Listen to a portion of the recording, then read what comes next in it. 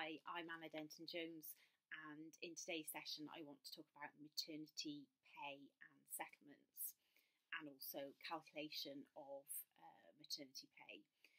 Now, in the particular case that I am thinking of, there was a lady who threatened to bring claims for unfair dismissal and sex discrimination, having been made redundant whilst on maternity leave. And negotiations started with her valuing her case at around £100,000, 40 of which related to the earnings that she would have had during her maternity leave period. There was an enhanced scheme at that particular employer's. They ended up settling at £60,000. Usual story, COT3 agreement, drafted with the help of ACAS, list of legislation being signed away, and the typical sort of wording saying that the list of claims referred to in the list, was not the full list, or what they were signing away in full and final settlement wasn't limited to that particular list. Now, the legislation governing statutory maternity pay, and I will have to look at this, is the Social Security Contributions and Benefits Act of 1992.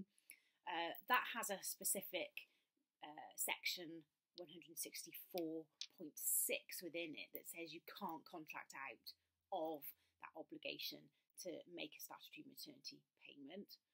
That's fairly straightforward.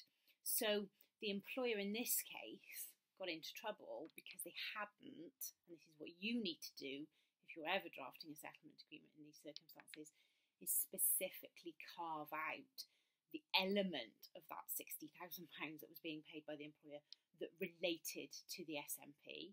And of course, national insurance should have been deducted on it as well. So salutary lesson for that employer, because they hadn't broken that payment down in that way. The other issue that arose for the employer is that they had a sort of annual bonus payment that was made in the reference period that is used to calculate statutory maternity pay. And of course, for the first 6 weeks of statutory maternity pay, we pay at 90% of the earnings of the particular lady. So of course that bonus going into that reference period completely skewed what they should have paid her. It will also have an effect, perhaps, things like this bonus, on the calculation of holiday, because of course now, post-Bear in Scotland, where we're all looking at calculating and including all the payments that somebody gets over a 12-week window, when we're calculating their holiday, that bonus going in may well have a knock-on effect on that holiday pay calculation for the next period when they take that holiday. If anyone would like a training session on settlement agreements, how to draft them, I'm quite happy to do a webinar for people, setting out some of the things that you need to be really careful of, because I think we use them so often, don't we? We sometimes forget the law that sits behind these documents. If anyone would like to do that, please do email me, adenton@refreshinglawltd, or one word, .co.uk. Thank you very much.